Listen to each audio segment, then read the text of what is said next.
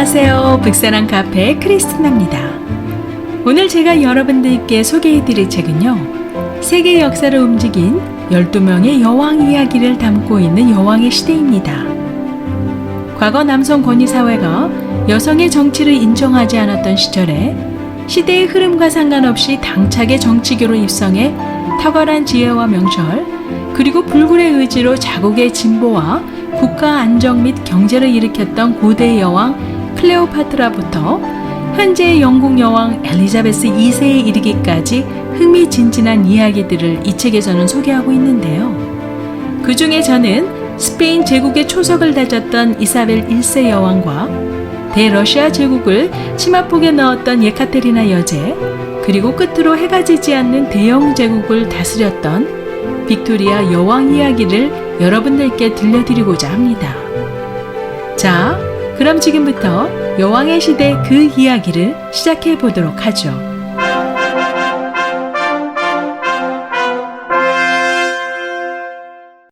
(1450년대) 전후로 해서 대항해 시대의 항해가로서 이름을 떨쳤던 마젤란과 콜럼버스, 그리고 이탈리아 르네상스를 대표했던 화가 레오나르도 다빈치가 태어날 무렵에요, 스페인의 이베리아 반도에 있었던 카스티아 궁전에서는 한 어여쁜 공주가 태어나게 됩니다. 카스티아 왕국의 이사벨 공주가 태어났을 때 당시 카스티아 왕국은 이베리아 반도에서 가장 큰 나라였지만요, 단지 농업국가에 지나지 않았었고요.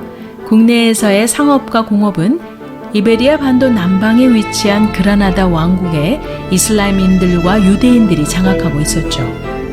게다가 카스티아 왕국의 많은 귀족들은요, 굉장한 부를 가지고 있으면서도 아주 적은 양의 세금만을 내고 있었을 정도로 카스티아 국왕 후안 2세는요, 나약하고 무능해서 왕국의 권력은 귀족들이 쥐고 흔들고 있었고요. 국왕은 그저 꼭두각시에 불과했습니다. 국왕 후안 2세가 세상을 떠나자 국왕의 첫 번째 부인에게서 얻은 아들 엔리케 왕자가 국왕으로 왕위에 오르게 되는데요. 그 후 이사벨 공주와 그녀의 어머니 왕후 이사벨, 그리고 어린 남동생 알폰소는 왕궁에서 하루아침에 아레발로라는 카스티아 왕국 내에 척박하고 가난하기로 유명한 작은 마을로 쫓겨나는 신세로 전락하고 맙니다. 결국 이사벨 공주의 어머니 왕후 이사벨은요, 그 충격으로 현실을 도피하려는 마음 가운데 실성해버리고요, 그녀의 어린 동생 알폰소도 세상을 떠납니다. 한편 왕위에 오른 엔리케 4세는요, 그의 아버지 후안 2세보다 나을 것이 없는 무능한 왕이었고요. 귀족들은 여전히 권력을 휘두르면서 권력을 쥔 귀족 세력이 국왕보다 훨씬 부유하게 됩니다. 엔리케 4세의 유일한 후계자였던 딸 후안나와 이사벨 공주는 왕위 계승 문제를 놓고 경쟁하게 되는데요. 이로 인해 귀족들 사이에 패가 갈려 장장 4년여의 내전 끝에 결국 이사벨 공주가 카스티아 왕국의 왕위 계승자로 결정되어집니다. 이사벨 공주는 자라 어느덧 어엿한 숙녀가 되는데요. 그녀는 다른 주변 나라 왕국들과의 정치적 이권을 놓고 정략 결혼을 제안받게 되는데요.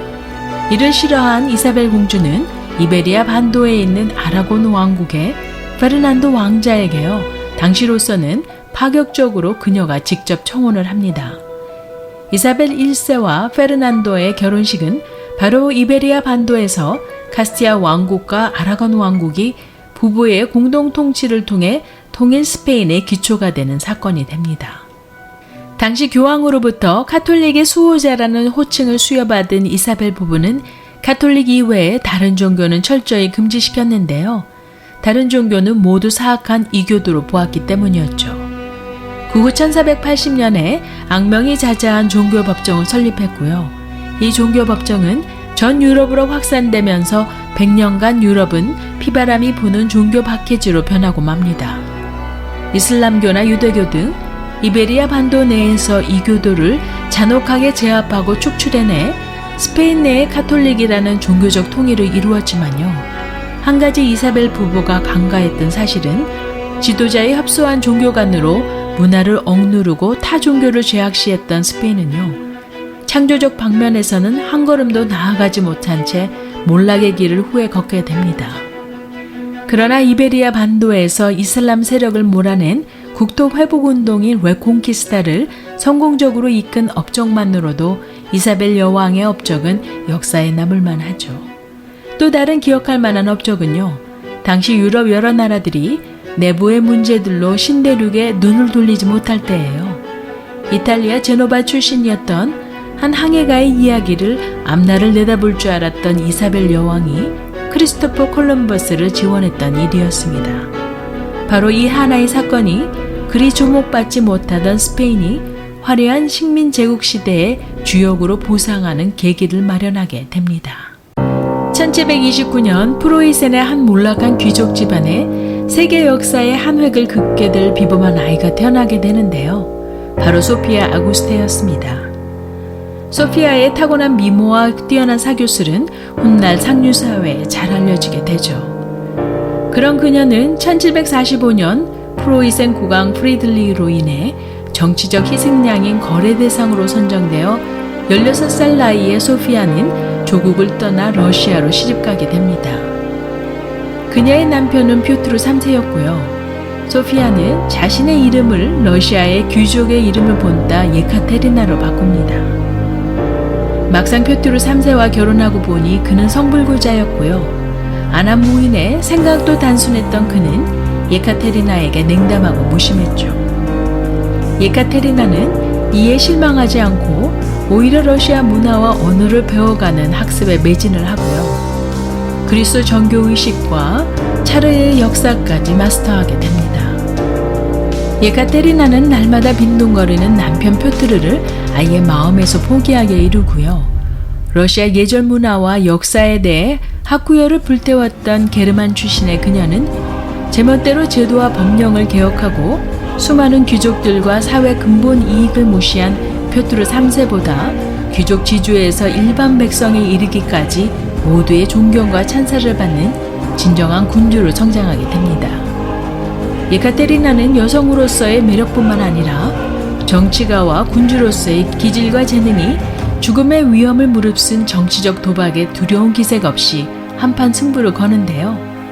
그것은 바로 무능하고 자신에게 무심했던 남편 퓨트르 3세를 옥자에서 끌어내리고 살해한 뒤 그녀 자신이 왕위에 오르게 됩니다. 예카테리나의 보석 이야기는 이때부터 시작되는데요. 그녀는 화려하고도 사치스러운 왕관을 제작했고요. 왕관에 쓰인 보석 종류만 해도 헤아릴 수 없을 정도로 러시아 왕실 역사상 그토록 사치스러운 대관식은 처음일 정도로 보석에 대한 집착은 그야말로 광적이었다고 합니다. 예카테리나는 끊임없이 군대를 양성하는 동시에 군내에 엄격한 기강을 확립해 강력한 러시아 군대를 만들어 갔고요. 여기에 그녀만의 탁월한 외교 능력에 3차례에 걸친 폴란드 분할, 2차례에 걸친 터키와의 크림 전쟁을 일으켰고요. 한 차례의 스위스 출정 등으로 러시아의 후진적인 정치 제도와 낙후된 경제 사정에도 불구하고 러시아의 영토는 점차 확장되어 갔습니다. 그리고 유럽의 심장부를 쥐어가며 그 누구도 넘볼 수 없는 강대국으로 성장해 가죠. 한편 예술 문화에 한껏 심취했던 예카테리나 여왕은요, 제국의 수도를 상트페테르부르크로 정하고요, 수도의 격조를 높이기 위해 예술적 품격의 건축물을 지었습니다. 이때 건축된 네바 강변에 위치한 에르미타주 박물관은요, 런던의 대형 박물관, 파리의 루브르구, 뉴욕의 메트로폴리탄에 이어 세계 4대 박물관으로 일컬어진다고 하네요. 오랫동안 유럽의 변방에 머물렀던 러시아는 퓨트르 대제의 개혁의 탄력을 받아 서구 열강과 견줄 수 있는 강력한 제국의 기틀을 마련했고요. 그 뒤를 이어 예카테리나 여왕의 철권 통치는 러시아가 광활한 영토를 얻을 수 있는 발판을 만들어 주었죠. 귀족과 신흥 자산 계급만을 위한 정치, 그리고 화려한 남성들과의 연애 사실들로 비난과 구설수에 오르기는 했지만요. 그녀만의 독특한 정치 스타일로 러시아의 근대화를 성공적으로 이룬 예카테리나는요, 여왕을 넘어 1767년에 대제로 추대됩니다. 영국은 조지 3세 다음으로 왕위 계승 문제를 놓고 왕실은 복잡한 상황으로 치닫게 되는데요. 그런 가운데 조지 3세의 넷째 아들인 켄트 공작과 작센 코브르크의 공주 빅토리아 메이 루이자 사이에서 알렉산드리아 빅토리아가 태어납니다. 당시 정황으로 빅토리아는 미래 영국의 국왕으로 여겨져서요. 영국 왕실과 빅토리아의 어머니는 그녀를 위해 최고의 교육 여건을 제공합니다.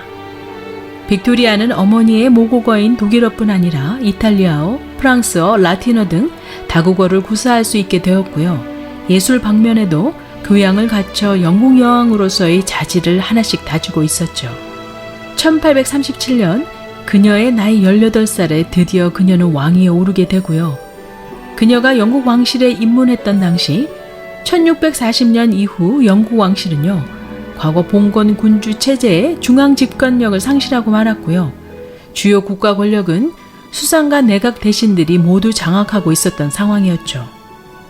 영국은 실제로 보수귀족, 신흥 부르주아 계급, 그리고 왕실 이렇게 세 갈래로 나누어 있었는데요. 빅토리아는 즉위 후 신흥 부르주아 계급인 휘그당을 지지하였습니다. 19세기는 영국의 산업혁명이 진행되는 시기였고요. 자본주의 경제가 발전하고 있었던 터라 급부상하는 부르주아 세력과 손을 잡은 것은 그녀의 탁월한 선택이었습니다. 빅토리아 여왕은 그녀의 어머니와 삼촌의 권유에 의해 외사촌인 알버트와 결혼하게 되는데요. 그는 게르만 작생 코부르크 가문 출신이었죠. 그녀의 남편은 박학다식한 사람으로서 빅토리아 여왕에게 수많은 도움이 되는 조언을 해주었고요. 영국 산업혁명 발전기에 산업과 과학기술이 엄청난 발전을 하는데 상당한 공헌을 했습니다. 1852년 빅토리아 여왕이 세계 박람회를 개최한 것도 순전히 알버트의 공이 컸다고 하네요. 빅토리아 여왕이 즉위한 후 대영 제국은 그야말로 엄청난 부흥기를 누렸는데요. 당시 유럽의 강대국들도 대영 제국의 위상에는 미처 따라오지 못할 정도였다고 합니다. 1830년에서 1840년대 영국은 세계 최초의 산업혁명 국가로 역사적 전성기에 접어들었고요. 1850년 전후로 대영 제국이 세력을 뻗쳤던 곳, 즉 아프리카, 오스트레일리아, 인도, 중앙아시아, 심지어 중국까지 영원히 태양이 지지 않을 정도였다고 하네요. 내부의 산업혁명은 이미 완성 단계에 접어든 상태였고요. 방직기계, 열차, 증기기관 등 이윤을 만들어내는 획기적인 발명품들이 등장하면서 영국의 국가 경쟁력은 그야말로 폭발적으로 증가했습니다. 하지만 1861년 빅토리아 여왕을 곁에서 지지해주고 정치적 조언을 아끼지 않았던 사랑하는 남편 알버트는요, 42세의 나이로 세상을 떠나게 됩니다. 사랑하는 남편의 죽음으로 말문을 잃을 정도로 슬퍼했으며 그녀는 상당히 오랜 기간 공식 석상에 나타나지 않았다고 하고요. 이후 여왕은 수십 년간이나 상복을 입고 시름에 잠겼다고 하죠. 이로써 대영 제국의 주요 권력은 수상을 중심으로 하는 정부로 옮겨가게 됩니다. 60년이 넘게 대영 제국의 권좌에 있었던 빅토리아 여왕은요, 4명의 아들과 딸 5을 합해 모두 9명의 자녀를 낳았습니다. 이로 인해 영국과 유럽 왕실 간의 혼사도 빈번히 이루어져 여왕의 일가는 그야말로 대가족을 이루어 직계가족만 50명에 달했다고 하네요. 이들 대부분이 유럽 왕실로 퍼져나가 빅토리아를 유럽 왕실 할머니라고 부를 정도였다고 합니다. 저는 오늘 각 시대에 영향력을 끼쳤던 3명의 여왕 이야기를 짧게 여러분들께 해드렸는데요. 책에서는 비교적 자세하게 전 세계 12명의 여왕 이야기를 다루고 있습니다. 모두가 여성의 정치 참여가 쉽지 않았던 때에 오히려 남성 정치가보다 훨씬 대담한 행보를 보여 나라의 위상을 돋보이게 했던 여왕들의 발자취를 통해 정치는 남자들만의 소유물이라는 인식에서 남녀 평등의 진정한 의미를 보여주었던 좋은 책인 듯 싶으니 관심 있으신 분들은 꼭 한번 읽어보실 것을 추천드리면서요. 오늘의 영상을 끝까지 시청해 주심을 감사드립니다. 구독, 좋아요 잊지 마시고요. 그럼 다음 영상에서 뵐 때까지 안녕히 계세요.